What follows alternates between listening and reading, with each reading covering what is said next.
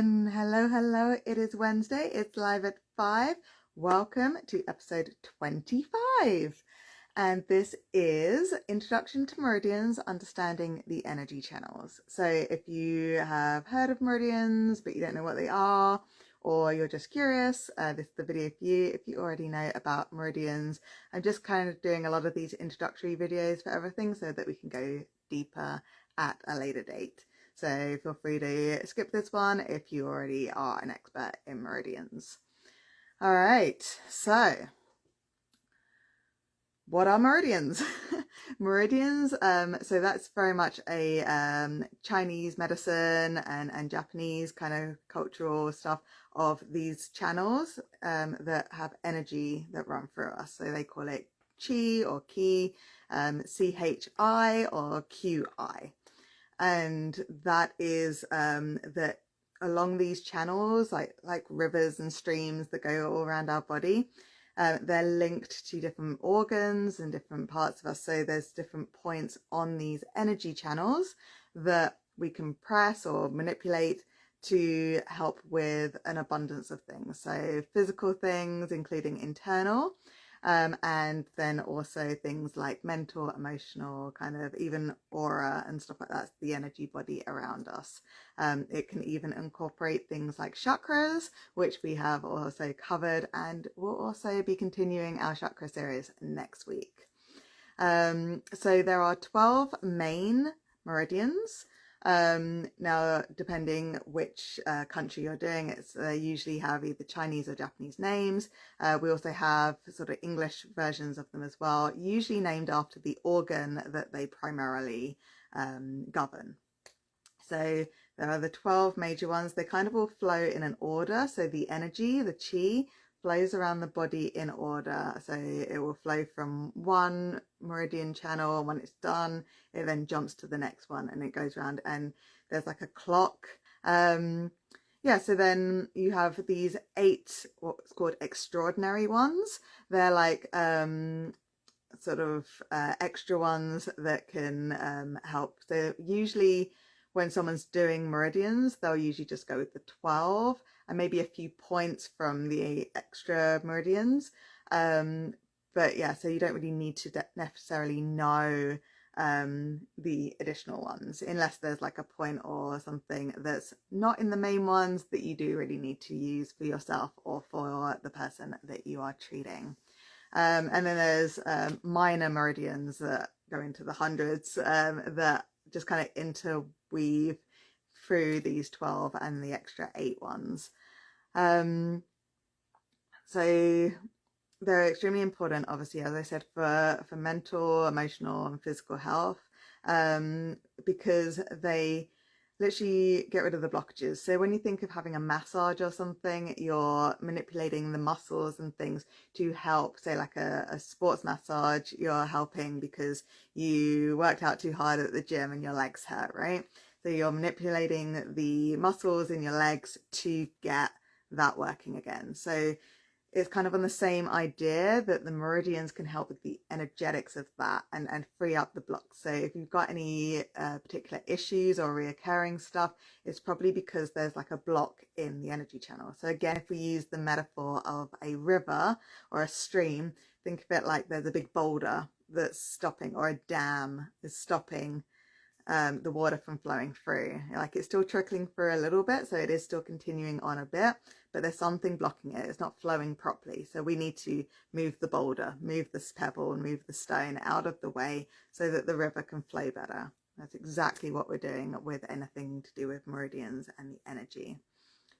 In Chinese medicine, so we're gonna, like I said, it is Japanese as well, depending, then they're slightly different, but I'm probably going to be referring to it as Chinese medicine. So in Chinese medicine, you have the 5 element theory. So most people are aware of like the 4 elements, or the 5th element with the Akasha and the all this stuff, but the Chinese medicine, they have the 5 elements is slightly different. So they have your usual ones like the fire, earth, air and water, but they also have metal in there as well. And these all, we're not going to go super deep into it because this is just a learning one, but each of the meridians will have an element associated to it, and the element has a personality. So if you're knowing about tarot as well, or astrology, you know about elements and how they have like a personality to them. So fire is very fiery and very passionate and very like, you know, quick and you know, burns, right? And then you have water, it's just flowing, and it's, you know, it deals with emotions and things like that, right? And so it's very, very similar in that respect. And then you have the yin and the yang, so you've got the polar opposites. So again, if you're into astrology, you're going to know about the polar stuff with that, the polarities with that. And so each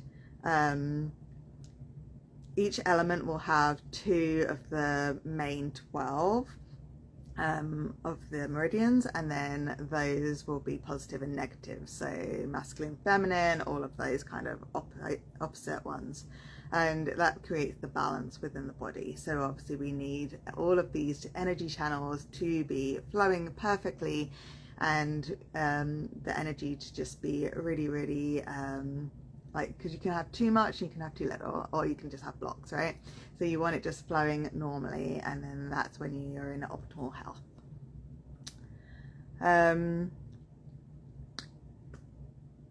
So yeah, so I am actually doing this episode this week because of the episode that I did on a couple of weeks ago on June the 11th. For the introduction to holistic healing, mind, body and soul, or mind, body and spirit, I think it was. And then I actually mentioned about meridians in that, and someone was asking, well, what are meridians? And that's because I was talking a little bit about acupuncture and acupressure. So now let's go a little bit deeper into what are acupuncture and acupressure. So acupuncture, I'm sure when I mentioned meridians, or you kind of understood what I was getting at, you were probably thinking about acupuncture, that thing with the needles where they put needles into your skin, and it looks like it's at random, but it's not. It's on pressure points, and it's very, very literally pinpointed with the needle into that channel. And the idea is that your body's sort of like magnetic or electric, right? And it's becoming like an antenna, and it's pulling the energy in or out of there, whatever the body is needing. So the different points help with different things. So for example, one that I use all the time is headaches, right? So I teach everyone this, but your hand is like a V shape between the thumb and the first finger. And if you just put your opposite thumb in that V, and then you're going to push slightly up towards the bone of your index finger, and you're just going to go in and up towards that, and then that is what we call large intestines 4. This one really, really helps with any kind of pain, upper body pain and all body pain, but mainly upper body pain. But it's extremely good for when you've got a headache, and it's also a nice one as well to use when, you know, you can't really be doing stuff in front of people, you can't be there just massaging your head or whatever. Just do that one. It's like this instant relief for your headache. So that's moving then on to acupressure. Acupressure is the same as acupuncture, but without the needles. So you're going to be using your thumb or your fingers. There's also shiatsu, which is very, very similar to acupressure, which uses like the elbow and the knees, even the heel of the foot, all of the stuff, the heel of the hand. You can just be using all these different parts of the body to get to these points. So acupuncture is harder to do on yourself because you need to know what you're doing. Acupressure is super easy. Anybody can do it because you're using your thumb, and you can just Google as well, what acupressure point can I use for my headache, for my stomach upset, for focus, for my exam, you know, and you can just see exactly what it is online, and then you use your thumb or your finger to get these points. And then these can help with literally anything. Like I said, these can help with mind, body, soul, everything. So then we're going to move on to something called emotional freedom techniques. So if you've heard of that, sometimes it's just, down to EFT, and that is this thing where you use certain pressure points where you're just tapping. It's also called tapping.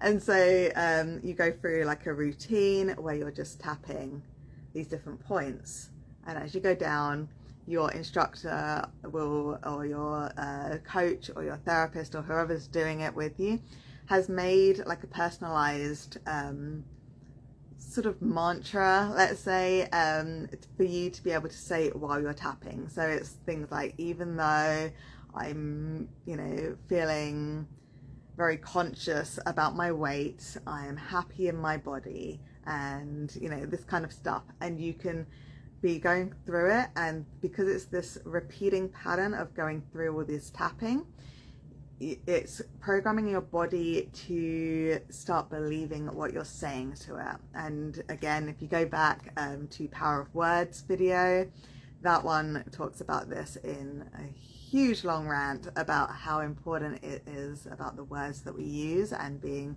mindful of the words that we're using and why. So go ahead and take a look at that video from a few months back. So yes, the emotional freedom technique is a really good one. Jumping over from that, a very, very similar one to that is called Meridian Psychotherapy. And as you probably can imagine, it's Meridian Psychotherapy. So you're using the meridians, like in the emotional freedom technique, you're using them to open up the pathways and to program your mind and your body to react in certain ways. So it's getting whatever you come to your therapist for, it's helping the body in a holistic way to mentally and emotionally deal with the situation, and also have that effect on the physical self as well. So they're all very, very similar in the same way because they're all incorporating the meridians, but they're all in very, very different ways. And like I said, some of them you need to have either a practitioner, so like the acupuncture you need a practitioner, but the acupressure you can do yourself, or you can do for other people yourself just by looking online. If you're doing something like the emotional freedom technique, you can do it by yourself, but you do need to do your research, obviously. But there are videos online, and there are so many coaches and therapists and people that do it as well. So you can always find someone to guide you with that. So always get the guidance with those kind of things, especially at the beginning, just so that you get the idea. So then that brings us to Meridian Tracing. This is a really good one. I really enjoy doing this one because I get to play with my crystals while using meridians. So also you can use things like not pointed, but like they're like, I don't know if you can see, but they're rounded at the top. So they're not really going to hurt, and you can, do your pressure points with this rather than your thumb or your fingers or whatever. And it's really, really good to be able to manipulate them like that. Anyway, back to the Meridian Tracing. Meridian Tracing is literally what it sounds like. You're literally going to use your finger, or you're going, and especially if you do like Reiki or energy healing type things, or you can use the crystal with like either the points, the actual point ones that actually have a little point, or you can use the rounded ones, and you can either go on the skin and trace the meridians. So again, in the YouTube one, there'll be like some examples of meridians, but like you just go and you trace along the meridians, and it doesn't really matter too much if don't sort of make sure that you're exactly on the right bit necessarily. You'll eventually get a feel for it anyway. If you're not going to be touching the skin, especially if it's in an area that you can't really touch because you're doing it on somebody else or you're out in public, you can just do tracing over it from afar. So like when you're doing Reiki and you're doing hands-off Reiki, you're not actually touching people.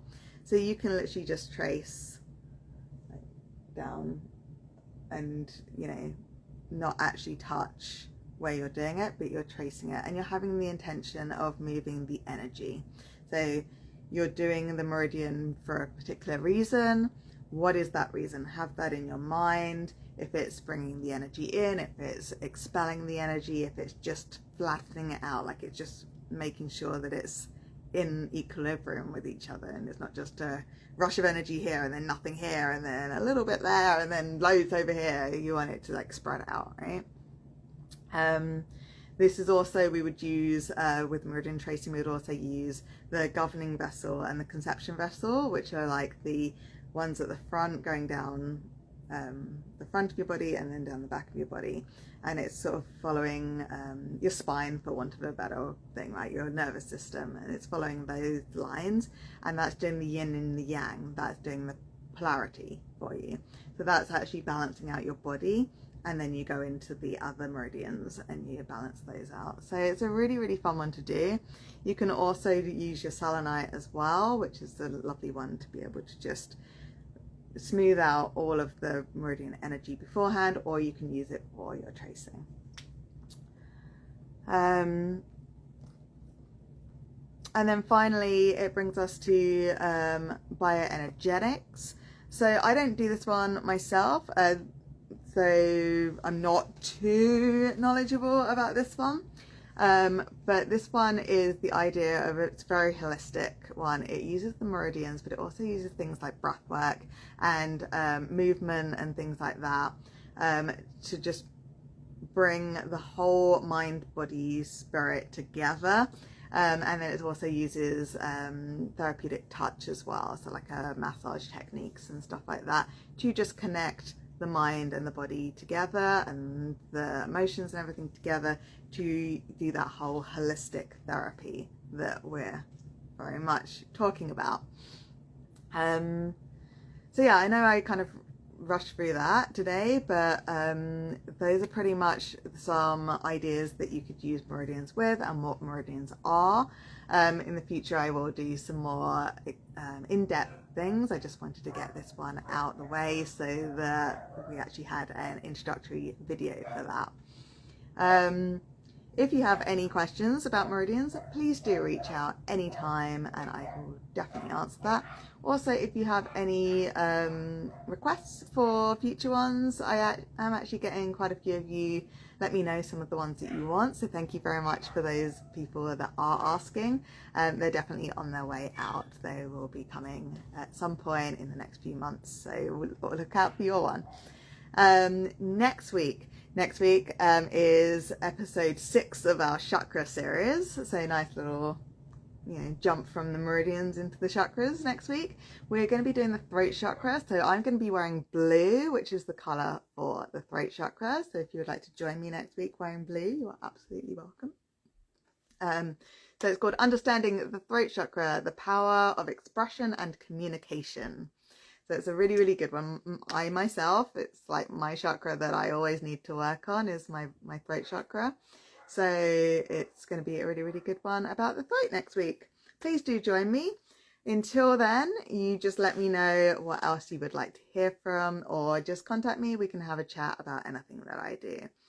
It was wonderful talking to you all as always, and I will see you next Wednesday with the throat chakra. Have a wonderful week, everybody.